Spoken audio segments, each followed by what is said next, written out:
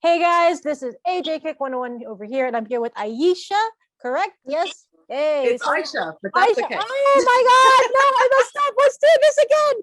Ah!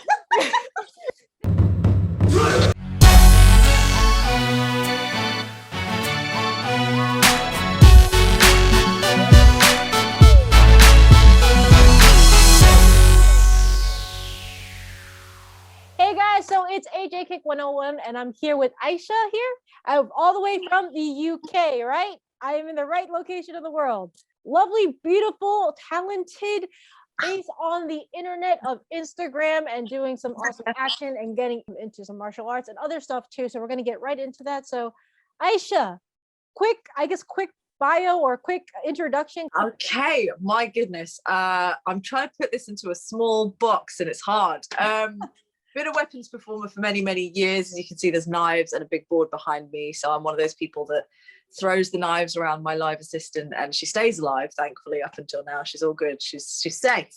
A couple of years ago, literally made in the end of 2019, I started properly on my stunts and martial arts journey. And now I am training for stunt world and very lucky to be working on some very awesome stuff already. So that's in a small format what I do and who I am. But we're going to get into a couple questions. I had some actually from some of my patrons that I want to ask you. So I have from Julian, actually. He asked, so what influenced you to actually start going into your martial arts training? So, you know what, it's a mad thing because I grew up on kung fu films and martial arts movies, and I was always super into it as a kid, but never kind of took the leap to actually get into training. And I think, without being super stereotypical, and the reason why it took me so long to actually get into it properly is being an Asian woman from an Asian background and it not really being something that I thought was particularly useful to me. And I'm painfully pragmatic. So, when I was young and growing up, I was like, well, I'm probably going to be a doctor. So I don't really see the point in, in learning martial arts, as cool as it is and as amazing as it is. And I have this huge interest in it. And then it was like, ironically, considering that's the reason I didn't get into it, I did like a heritage dive with my mom and sort of started looking at our background, and I fell into weapons world very accidentally through I was at uni and I got scouted to perform and model, and then I started training with weapons, and that was really great, but the martial arts side didn't really come through because it wasn't so part of that process. And then sat with my mom and was talking about where we're from, and the Indian side of my heritage, we're from a warrior clan called Rajput, and it was like crazy. It was like the most prolific kind of warrior clan in India. And then I was like, shit, like I should be doing this. And their kind of famous thing was sword combat, and they trained, like, they were really famous and very like different for training their women in war combat as well. So all the way up to the monarchy, the princesses and the queens and everything knew how to fight with swords on horseback. Yeah, it was crazy. So I was like, crap, I need to learn swords to like honor my heritage. Like, I'm already a weapons performer, which seemed crazy to have accidentally fallen into that, where it's in my blood. And then I'm like, right, I've got to honor it, got to start training sword. Started training sword with my friend Shayna, who's amazing. She's like the samurai on Instagram. She's really awesome and does all sorts of amazing sword things. Started training with her, and then the martial arts thing kind of came as a byproduct, which is very strange because it's very backwards. It's like I started training with swords and I was like, I have no foundation. And it obviously, yourself as a martial artist know, like, the most important thing is the building blocks. Like, I sort of wish I'd had, a bit more guidance on that, but I didn't really have any other friends that did like traditional martial arts to properly guide me. So it kind of happened in a backwards way, and then I was like, right, this is amazing and important, and it became my life, and here I am. That's actually pretty awesome. You have warrior's blood. I think that's the most badass thing to find out from your heritage. I mean, like, if I found that out, I'm just like, oh snap, this explains so much of the the interest and like the hype, and the kind of like, I don't know if you believe in like destiny or fate or anything like that. It's just like somehow you find yourself into these groups, and then it starts unraveling to you. Definitely. And you just end up following it to a whole extent. I think that's actually really, really cool. So are you full Indian by chance, or are you like mixed? Yeah, I'm mixed. I'm half Indian and half Arab, but was mainly raised in kind of a very Indian upbringing. Gotcha. So that's the one I connect with most. I mean, I went to Arabic school as a kid, but it taught me basically nothing. I read and write the language fluently, but somehow can't speak it. So oh man, so I think that's awesome that you're starting to get into martial arts just because of that. That's awesome. I think that's awesome. I think that's really awesome. I mean, damn, I wish I did it as a kid, because learning to go upside down and jump around as like a 30-year-old woman is hysterical. I just want to say, because as a kid, you're like, you don't have fear, right? So you fall over a bunch of times and it's fine. But I wish I'd done the falling over as a child, because as an adult, I'm just acutely aware I'm going to fall over and hurt myself all the time. I got you with that. Oh man, but just the childlike mindset there going into the, that's all that you need, and good recovery. That's the other thing too. That's it, exactly. So next question. So I have one from Nick, actually. So he asked, which weapon is your favorite to train with? Oh, that's a hard one. That's very hard. So I would wage towards knives, because it's less for the training aspect, more for the therapy aspect, which sounds ridiculous, but like marksman based weapons, so shooting things or throwing things to target, requires so much focus. And I think it's like that with most weapons anyway, but particularly when there's high stakes where you could actually hurt somebody and stuff like that. Even yourself with knife throwing, there's lots of ways to kind of injure yourself unless you're fully focused and getting it right. So you just tune out everything else, and there's something so unbelievably therapeutic. I literally call it thunk therapy because of the sound, like the thunk that the knife makes when it hits the board, and you're looking at it and you're like, I made that happen with my hand. And it's just, I guess there's something really primal about it, isn't it? It's like, it's like an extension of you, and there's so much that can go wrong in flight when it comes to projectiles, that particularly when they're controlled by the human hand, as opposed to like a complex mechanism like a gun or a crossbow or something like that, or even to a degree there's like help with the bow, with a bow and arrow with archery, whereas a knife, it really just is a bit of metal, and it's so much about you and connecting with that bit of metal and to make it hit target. So it's one of those weird things that I love training with it because of the therapy aspect. It just makes me feel better about things. I think that's a really common thing, actually, amongst like you said, it wasn't at first a martial arts like weapon thing that you went into. It was more performance stuff, but like I think the skill set and the mindset you'd still need to be able to apply to it, like you're saying, like getting in that zone. That would be very therapeutic. I think I've talked to you briefly about this before, the last time I went live with you unexpectedly. I have no weapons background really whatsoever. I'm trying to get into it, but it's kind of like more performative of martial arts, like weaponry and some like self-defense stuff, but like literally you probably put me with like a sword or something, I probably would stab myself because I don't know how to swing those things properly. I literally look like a 3-year-old like swinging around a stick, probably. I'm sure you don't. I thank my action choreographer for making me look cool with weapons. That's what I think. I don't know what your experience is actually with in regards to performance weaponry and then actually getting into martial arts weaponry, because I know there's like this kind of like weird tension when you start talking about performance martial artists and traditional martial artists, right? So I consider myself in the middle of that stuff, because I came from a performing martial arts background, but now I'm starting to get more in the combative and traditional side of stuff. So I'm kind of like the two parents in between that are like arguing with you. I'm like, I just want to enjoy both, please don't. I don't know if you've ever run into actual difficulties with like people talking to you and like some prejudices or like anything like that.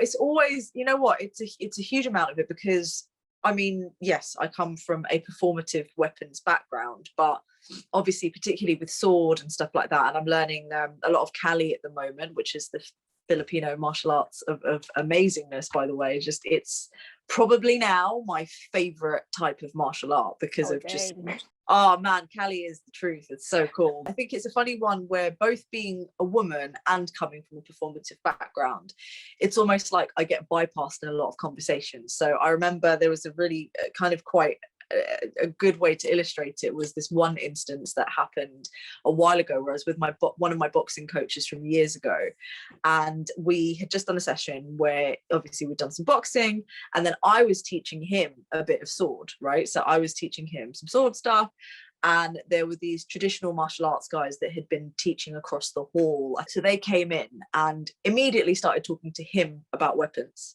bypassed me entirely. And he was, best bless him, he kept saying, no, she's the weapons person. Like, I'm her boxing coach, like she's teaching me stuff. And it was like I didn't exist in the room. It was so interesting to watch these kind of men completely bypass me and talk to, you know, my boxing coach, who's an amazing boxer but doesn't really know much about weapons, to his own self-admission, you know. So that kind of stuff happens quite a lot. And for me, it's a very interesting thing because, you know, as a martial artist in general, like, you are always a student, right? There's always, irrespective of whether you come from a combative or a performative background, you're always a student. And however long you've been training, everyone's a student. That's kind of one of the main principles, I think, that's shared amongst all martial artists. So in those situations, it's funny because I don't really have anything to prove, I think. So for me, I'm like, I'm gonna let you guys have this chat and I'll be over there. Oh my God. Unfortunately, it's like a daily occurrence, especially like being on social media too, just as a female and trying to get into martial arts. Like for any of the guys out there, trust me, it's not all guys. We all know that. We do know that. Just saying that because I know there's a lot of people that focus when we start like kind of getting into these conversations. It's not a guy problem, but there's still a big community out there that still shuns and I think has a lot of prejudice against females in martial arts. I think I posted something up like a week ago, I think, or something like that, in regards to just some of the things have been said to me that are just really misogynistic. Oh man, totally denies that. Yeah, and I know that me coming up and going into martial arts, I don't know if that's also one of the things that possibly might have been in the back of your head, like why you didn't hop into martial arts right away, like that would deter you from like, oh, I'm a woman or I'm a girl and I don't want to I don't want to train and deal with this crap. Maybe it's just not for me or it's not the community. But that's not. It's just difficult. But I think finding the right people, and it seems like you have some really cool friends that are teaching you too now, with everything too. And I think you're a great representation of also a strong female that is very beautiful and very comfortable in her skin as well, and talented in so many ways. You're not just a model and doing performing martial arts either.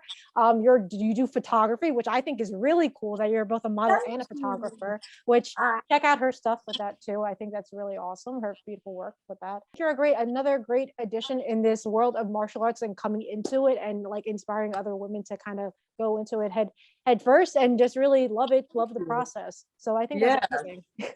Yeah, no, the process is amazing, and it's just really nice to be in such amazing company as someone who is on the infancy of her own journey, you know, and like kind of being in a position accidentally where there are, like you said, there's lots of women that are just like looking at kind of what I'm doing and thinking, shit, I can do it too. And I love that. Even women, for example, that are way more skilled than I am. For example, I got a couple of messages actually over the last few months where it's been women that are, I'm talking like hectic, like second, third dan black belt already, right? So they have all their martial arts background, they did all of it, they're incredible martial artists, and they just kind of stopped doing it for so many of the reasons that you and I just discussed, like some of it just not being a very inclusive community for women a lot of the time, and you know, it just being one of those things that kind of got put aside because of, you know, I'm a woman, like what use is it, and etc., like things like that, which are really difficult, I think, to deal with. People don't realize how often women get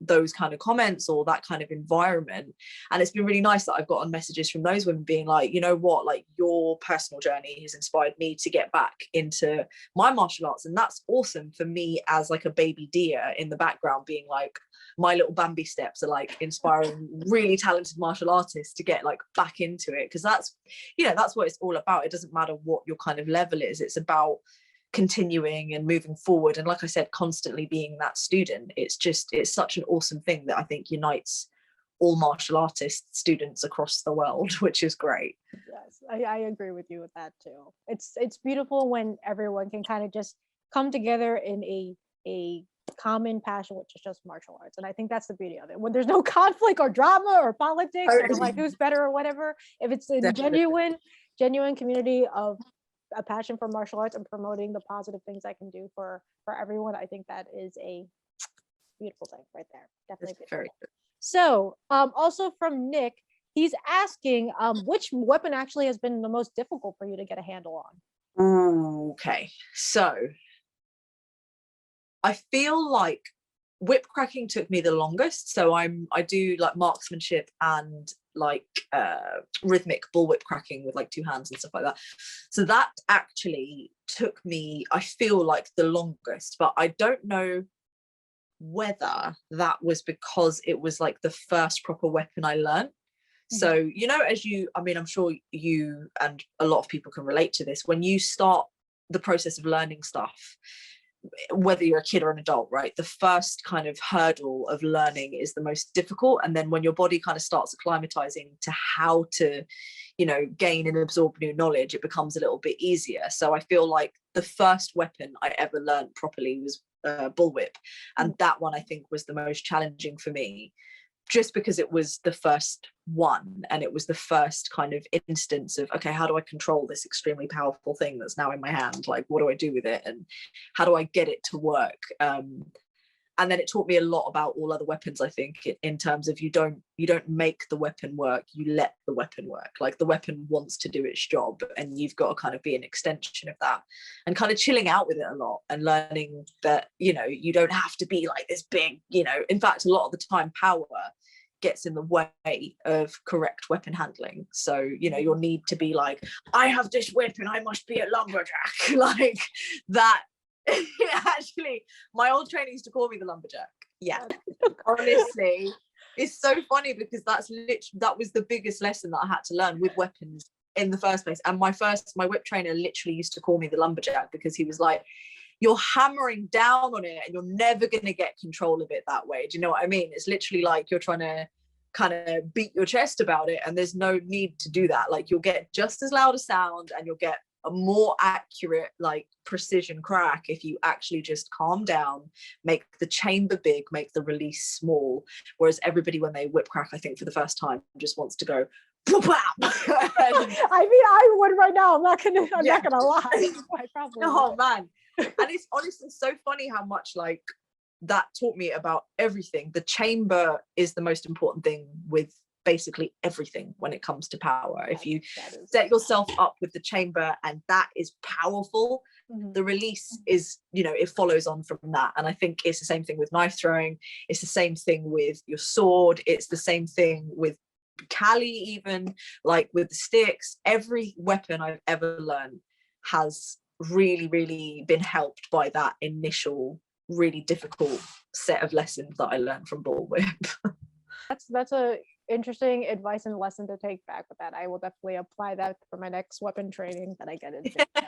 I've been told I'm stiff sometimes stuff. So the softer martial arts and softer weapons don't usually agree with me. Like I don't have you ever played with nunchucks actually before?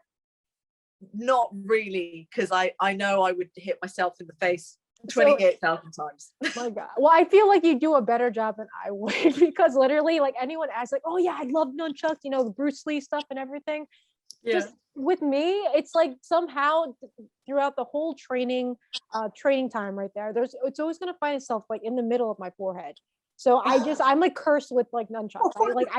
I really hate them so much. Like, they look really cool and I appreciate them as a performance weapon, and as a combative weapon, you just don't see that as much anymore. I think with nunchucks particularly, but yeah, those things are like the death of me. I don't want to touch those things as much. They're hardcore. You know, honestly, I swear to God, I think the problem with nunchucks as well, right, is some weapons. So if you can just make a knife, for example, hit anything like a board, it doesn't matter where it lands on the board, it's kind of impressive.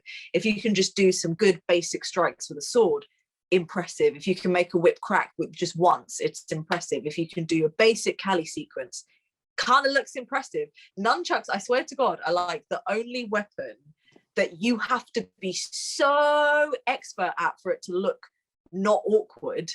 Do you know what I mean? Like, you can do some intermediate stuff, and a general spectator and even a martial artist generally, you're kind of looking at it like, yeah. But I get what you mean, know though. what I mean? Yeah, that's the one weapon I feel like you can't fake out, man. You have to actually have some. You've got to be like sick at nunchucks for it to look not mental and not like you're sort of just having a bad day. Yeah, exactly that. So actually I wanted to talk about a little of your stunt career going on. If there's anything you're going to share, because I know obviously if you're working on a movie, sometimes they give you the whole non-disclosure thing where you can't really get details out yet. But I guess if there's any project particularly or anything that you're particularly trying to work on right now in your stunt training that you'd like to share, I guess, and how it's been going, your experience with that. Yeah, I mean, so I'm working full time on a doubling role at the moment, which is amazing. Like, it's, you know, when you get a call and you're like, this is the dream job, this is terrifying, and I'm so not ready, but I'm gonna say yes.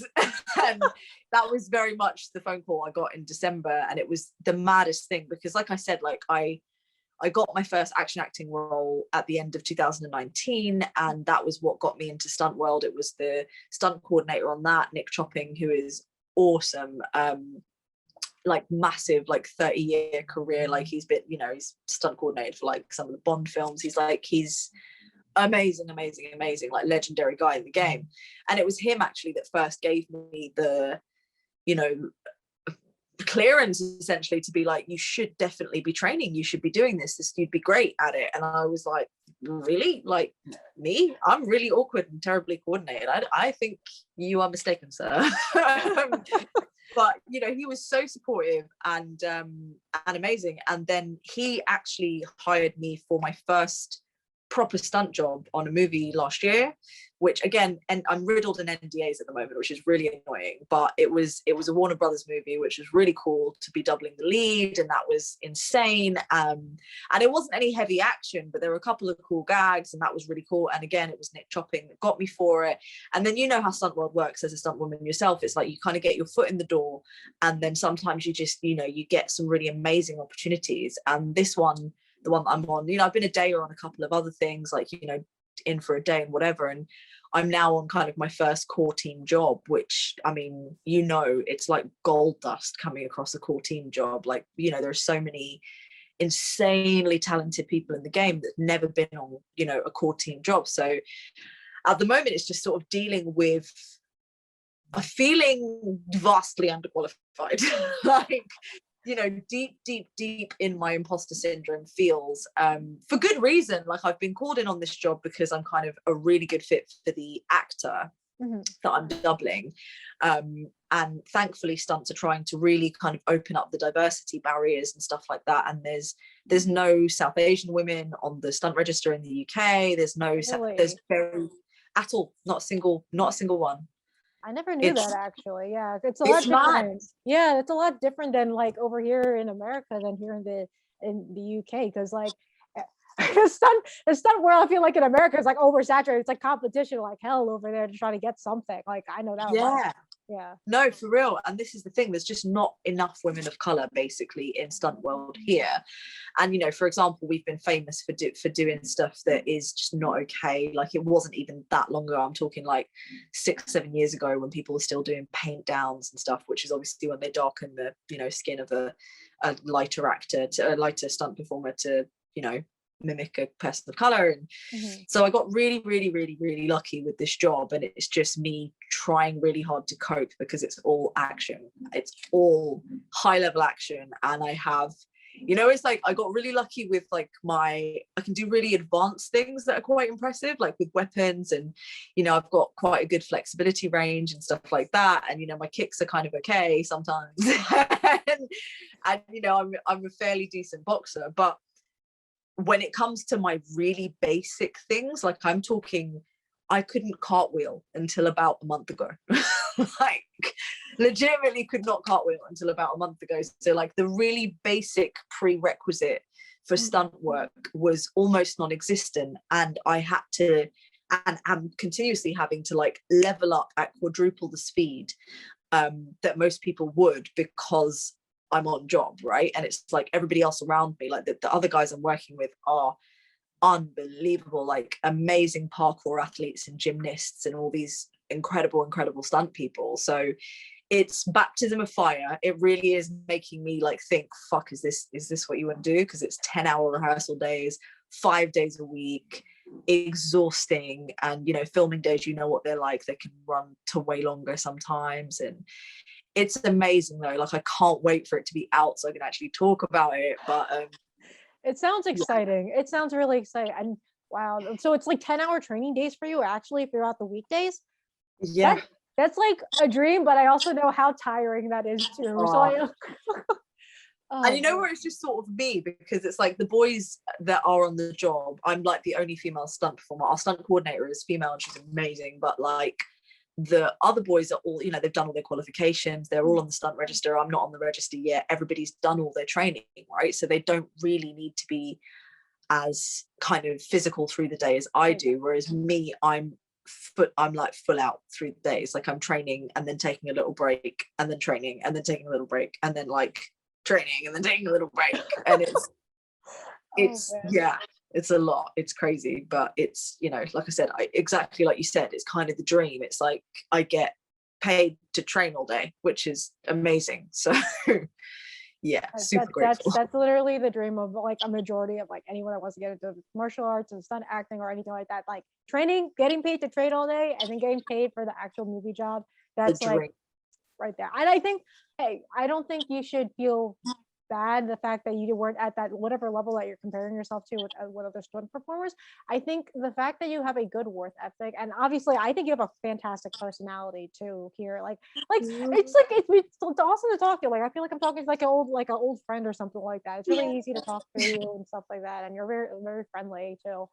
But the work ethic, I think the fact that you're actually getting in there and trying to like improve on that, and at least like get up to par with everyone else that you're seeing too, I think that's something that people kind of discredit sometimes. It's like, oh, like she can't do a car wash, she's a stunt performer. I'm like, she's working really hard and she has other qualifications I think that you obviously can't do too. Like I said, I can't do weapons, so I need someone to actually show me how to do that stuff on the job. But if you're telling me to teach weapons or do something like out of the blue, I'll be like, yeah, you need to unplug like the controller on like here and like dial some buttons in for me, because I have no idea.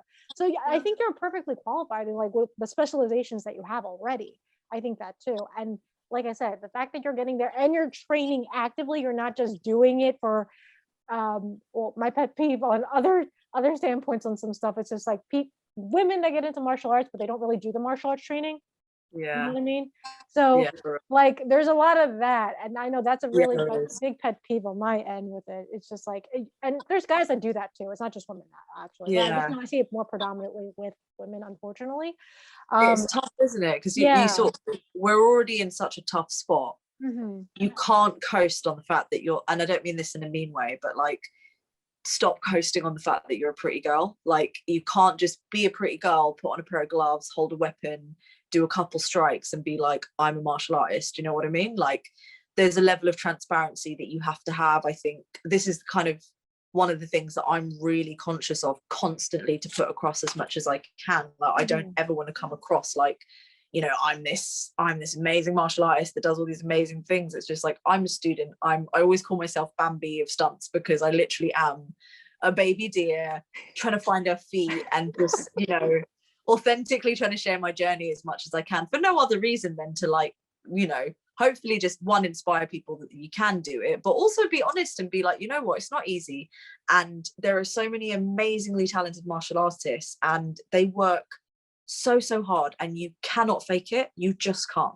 You know, you can tell immediately when put in, you know, hot water, people's, you know, actual capabilities come out, and it's like you can see immediately somebody that has been training traditional martial arts properly and someone that's kind of like, oh, I've fallen into martial arts world, and, you know, here I am doing, you know, this one thing and posing and can't put it into practice. And it's like, and that's fine, because I mean, don't get me wrong, I'm more part of the latter group than I am the former, but it's one of the things that you've got to be transparent about, and you've got to kind of let people know that that's where you're at in your journey. And as long as that's handled with responsibility, that's fine. But it's true, there's a lot of people that aren't willing to put in the work.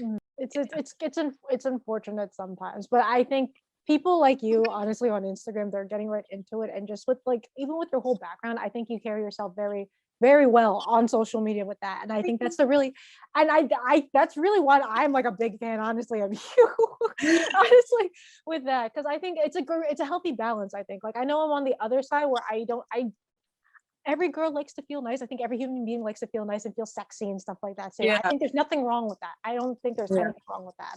But I know me personally, I feel like I can't lean on that too hard because I know I want to be able to represent to other people out there that don't want to use their sexuality as hard to get big in martial arts and say that it is possible. Because I know me growing up, I wasn't able to see like female role models that were like that. That's just my experience with it too. So I kind of want to be that whole, like, be the role model that you wish you had like when you were young, or be the person you would wish you had as a role model when you were younger, kind of thing. Definitely. That's just my stick with it. But I don't think there's anything wrong with like being cool with yourself with that too, and just being like really into yourself and stuff like that in a healthy way, obviously. Please be in a healthy way, yeah. Please be healthy with that. Please be healthy with that. But yeah, that's why I think it's like with you, it's a perfect balance, I think, too, the way you carry yourself on social media and like with your modeling and with the martial arts training, and you show work on both sides. And like you said, the whole being a Bambi in martial arts, which by the way, I think you should coin that for like a shirt or something like that, because I think that'd be hella norms for the fact that like it just shows that like it's not pompous or anything like that too when you're doing like your whole performing martial arts stuff or anything like that either. I think it registers really well out there. Oh, it's a good message. Yeah. And this is me coming from like another martial artist too, and I've asked actually around. I talk about this topic a lot because it's something that I'm trying to understand on how to trying to help out with women in the martial arts community too, and just find that healthy balance and having people understand both and also taking care of it. And like you should be conscious of your decisions, I think, rather than just doing it because it's a trend and gets you attention. That's right. That's the kind of thing I want to like kind of want to get out there for people. Like there's no right or wrong, just be conscious of the decision that you're making. That's really important. Final question, since we're on this final topic here. So what advice would you actually give to any inspiring martial artists, inspiring influencers on social media that are getting into action? What advice would you give them if they're trying to get into this space? That is a loaded question. I think damn, okay. I'm gonna say I think what I would say to myself when I first picked up a weapon, and it is put down the weapon, get your basics.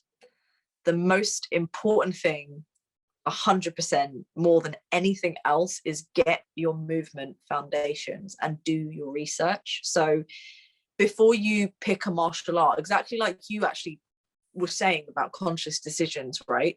I wish I'd done all the research that I did incidentally along the way of my training before I picked my training. So the wonderful thing that you get to do as an adult, right, is you have choice. Because when you're a kid, obviously, if your parents did taekwondo, or if your parents did wushu, or another type of kung fu, or if they were boxers or whatever, traditionally that is the type of martial arts you'll train. Or if they have a specific interest in a type of martial arts, you don't really get a choice, right?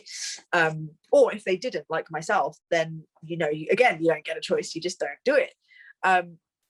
So my suggestion is, if you're into martial arts and you love, say, whether it's the aesthetic, whether it's the discipline, whatever it is that you love about martial arts, and if it's just even the movies and stuff like that, research different base styles, have a look through all of them, have a go and do a taster session of kickboxing, go and do a taster session of boxing, do a taster session of kung fu, do a couple sessions for each thing before, or even just like look at the movement patterns and figure out what you are most drawn to and what you feel most natural doing, and then do it a million times. Like, get your foundation, get your base, and that would be the most useful advice I could have been given. Because shit, if I had my foundations, I would be in a totally different place right now. And don't get me wrong, like, everyone's journey is subjective, and for whatever reasons my life happened how it did, it guided me to where I am now, and I'm so super grateful. And everyone's journey is super different for different reasons. But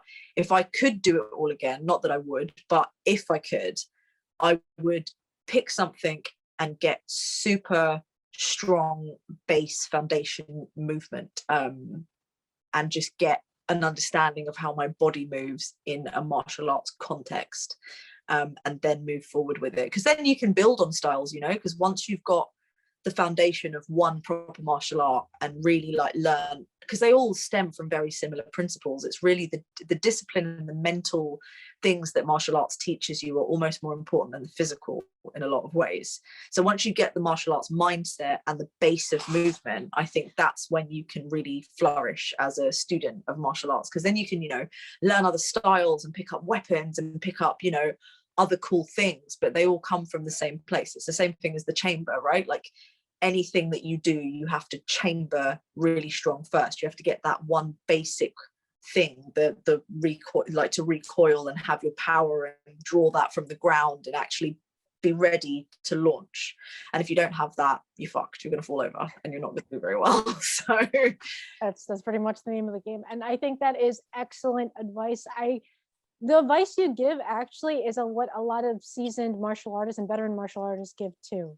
So I think from you speaking like that, and you said you're technically like green in the martial arts world, right? I think your mindset is going to carry you like definitely far. So I'm very interested to see too how your martial arts journey goes. So like I said, man over here, man over here. So, and hopefully maybe in the future too, since you're in action, we could do an action scene or something like that, or that would be really cool. That would be so cool too. Honestly, I remember coming across your profile and being just completely floored by you. I was like, you are the coolest thing I've ever seen. Just because, no, honestly, when I was just saying about like foundations and stuff like that, just everything about you is so rooted. Like when I'm watching you, it's like watching a pillar with little machine guns on it. Like, and that's your limbs. And it's mad. Like, it's so awesome. My God. Well, thank you so much. Well, that's making me blush. Thank you so much. Aisha, thank you so much for coming on to this wonderful, I guess this is like my first podcast MATCHAT interview. You're technically the first official guest that I'm like having this like thought out and done and stuff. So I think it's cool. A strong woman representative over here too.